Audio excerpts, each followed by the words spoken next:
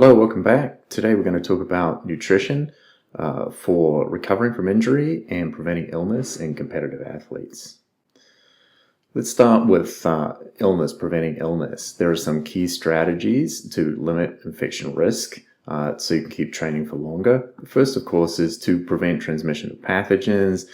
That's by regular hand washing, avoiding people that are sick, avoiding sharing personal items that might be contaminated, but also practicing good food hygiene. That means cooking meats to 165 degrees Fahrenheit internal temperature, or at least 145, and letting it rest for 3 minutes.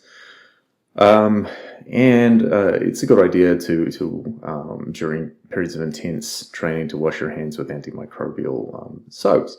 Now, to maintain a robust immune system, there's a lot that an athlete can do nutrient-wise. First of all, eating sufficient protein. You need to avoid any kind of crash diet. Consuming probiotics and fruits every day are very helpful. Many people can reduce their risk of infection with vitamin D3 supplementation. Getting good sleep quality is essential for athletes to prevent infection and reducing sources of stress. Also avoiding binge drinking. Binge drinking is a potential cause of illness in athletes by lowering immune system function. And then lastly, if you're in a highly active phase of training, a competitive phase of training, you need to ingest carbohydrates during your training. Carbohydrate ingestion will reduce risk of infection. You need to manage your training load so you don't overdo it, you don't become exhausted.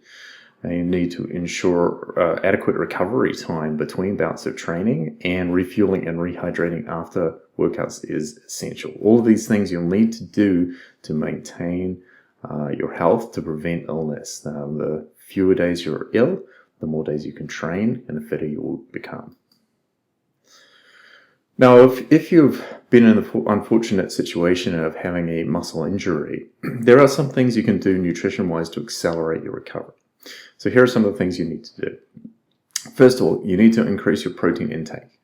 You need 20 grams of high-quality protein per meal, or 0.3 grams per kilogram of body weight per meal. This will maximally stimulate protein muscle synthesis. You want to have this at every meal, so you want this at least 3 to 4 times a day to make sure that muscle protein synthesis is going on regularly throughout the day. For some people, creatine up to 10 grams per day for 3 weeks can help recovery. And you must not go into a negative energy balance. So you must continue to eat to support your muscle recovery.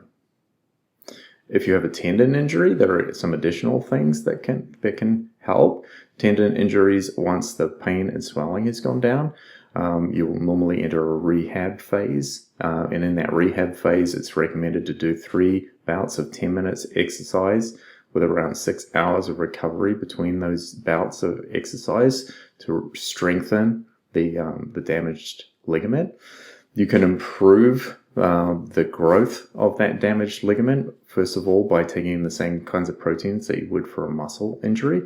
But you can also, in addition, before these bouts of exercise, take in 5 grams of gelatin. Gelatin has the same amino acid composition as ligaments, along with 500 milligrams of vitamin C. Vitamin C is essential for synthesis of collagen, so gelatin and vitamin C together will help you produce collagen to re-strengthen the damaged ligament. Again, you must not go into negative energy balance. You've got to have a positive energy balance to regrow and re-strengthen that tendon injury.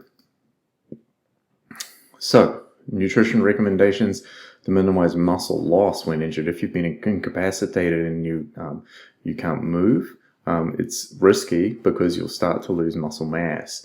So first of all, you need to avoid nutrient deficiencies, and particularly energy deficiencies. So you need to maintain energy balance or have a slight positive energy intake, which is counterintuitive because you're not working, you're not moving, but you need more calories, in fact. You need to maintain a higher protein intake. Again, you want to be shooting for that 2 grams of protein per kilogram of body weight per day. There's some evidence that supplementing with omega-3s can help recovery when muscle loss, help prevent muscle loss when you're incapacitated and having difficulty moving a muscle group. Okay, so yeah, muscle injury. Do not end up like in this cycle here where you get injured, you start eating too little, and you start losing muscle mass. Instead, you want to be positive energy balance. Yeah, you may increase some fat mass, you may increase some body weight, but you can prevent muscle mass loss.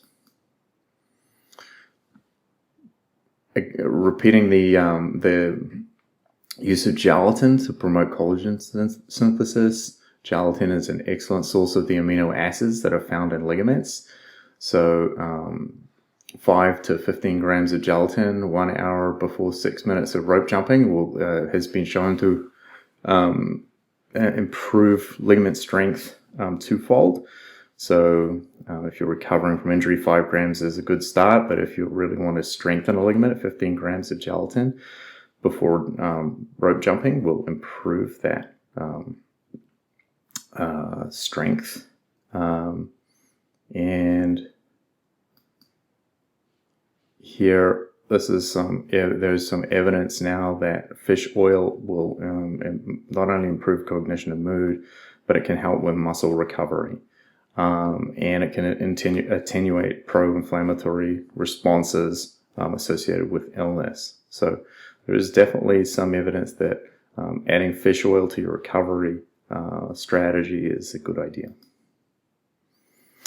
Now, if you've suffered from a concussion, there is accumulating evidence that creatine can improve recovery from concussions. Now, you need to be monitored carefully for cognitive performance by a medical professional. But taking a creatine supplement, about 5 to 10 grams of creatine for about 30 days is a potential way of safely decreasing your recovery time when you've suffered from a concussion. What about CBD? A lot of people talk about CBD and its effects. There is not enough evidence to support the use of CBD for recovery from muscle damage or ligament damage. There are some risks in terms of liver damage, and there is a possibility that contaminated products could give you an adverse doping finding. So I would be very cautious with the use of CBD, although it is frequently used by different sporting groups like rugby players. They'd like to use CBD oils and creams, so forth. That's not well supported in the data currently. So let's look at this injury nutrition recovery. Let's give you an example here. This athlete here has undergone Tommy John surgery. He's 6'2", 200 pounds, resting metabolic rate around 2,000 calories a day. He's resting at the moment, so because of the fact that he's injured, he has a stress factor. That means he has total caloric needs of around 3,600 to 3,700 calories a day, which means at least 280 grams of carbohydrates, at least 200 to 280 grams of protein, and at least 108 grams of fat. So here's some suggestions that you might want to take creatine, might want to take some fish to get those omega-3 oils, some avocado, some nuts, seeds. These are all kinds of things that might be good considerations to add to the recovery of this athlete.